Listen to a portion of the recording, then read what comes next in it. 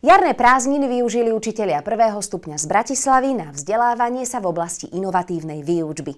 Ako školiace stredisko im poslúžila práve základná škola v Devínskej Novej Vsi.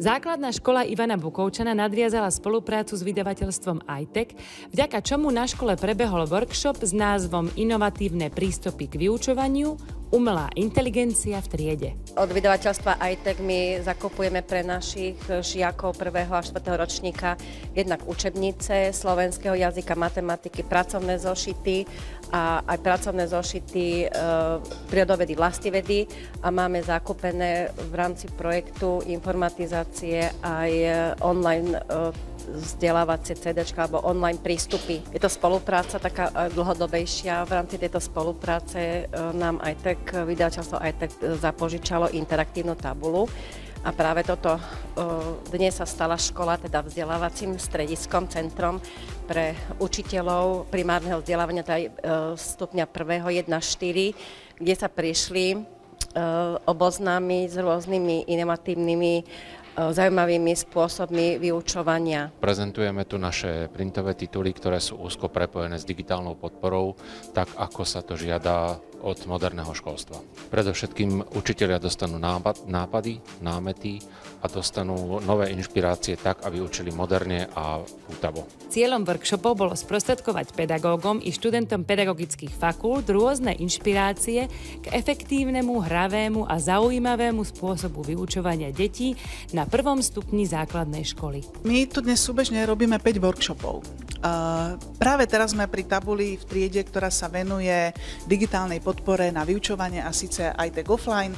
Konkrétne toto je matematický offline.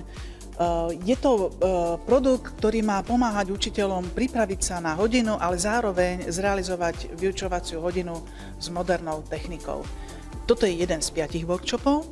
Okrem neho tu máme napríklad prácu s chybou alebo prácu s rímom. Máme tu aj ukážku, ako pracovať s abecedou v 2. ročníku. A jedna špecialitka, ako by mohli učitelia využiť umelú inteligenciu. Každá tá téma je unikátna, samostatná a práve preto si učitelia môžu vybrať, či sa viacej orientujú na jazyk, či sa viac orientujú na prácu s rozvojom čitateľskej gramotnosti, využívaním umelej inteligencie vo vyučovacom procese, práca s chybou ako didaktická téma, alebo teda jeden z tých workshopov je práve zameraný na využívanie tej digitálnej podpory a teda špeciálne zameraný len na tie spôsoby a možnosti. Vydavateľstvo odprezentovalo učebnice s premyslenými autorskými koncepciami a cielenou digitálnou podporou, ktorá už je dnes každodennou súčasťou vyučovania na školách. Toto je požiadavka základných pedagogických dokumentov učiť týmto spôsobom prepájať život s školským prostredím.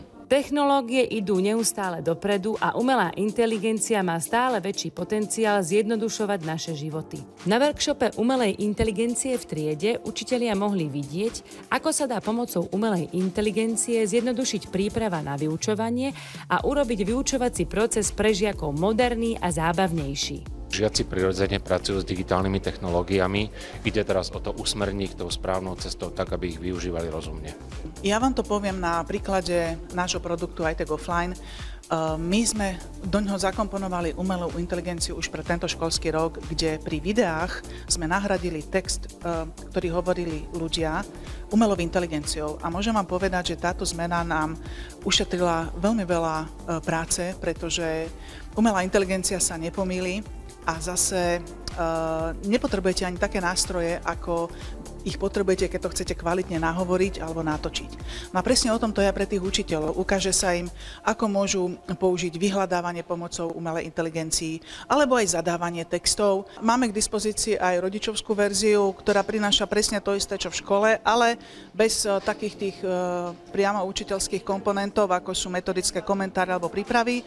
Na našej stránke je dostupný produkt, ktorý sa volá Home, preto, lebo je to na učenie doma, kde dieťa má k dispozícii presnú verziu učebnice, z ktorej sa učí, plus má tam interaktívne hry a vzorové riešenia, takže môže si učivo precvičovať do nekonečna. Deti idú z domova, to vám povie aj pani učiteľka z tejto triedy Dušanka, že vlastne tie deti sa skôr zžijú s tým novým produktom. Po týždni už oni vedeli všetko, čo treba robiť. Je to pre nich zaujímavé. A ďalšia vec je, že deti to baví, ale na druhej strane prináša im to aj didaktickú hodnotu. Takže spája to zábavu s účelom. Na workshope sa zúčastnilo 80 pedagógov primárneho vzdelávania z celej Bratislavy. Bol to deň plný inšpirácií na zaujímavé a hravé vyučovanie. Zazneli tu aj praktické rady, ako efektívne využívať iTech offline a pedagógovia mohli osobne diskutovať so šéfredaktorom vydavateľstva a autormi publikácií.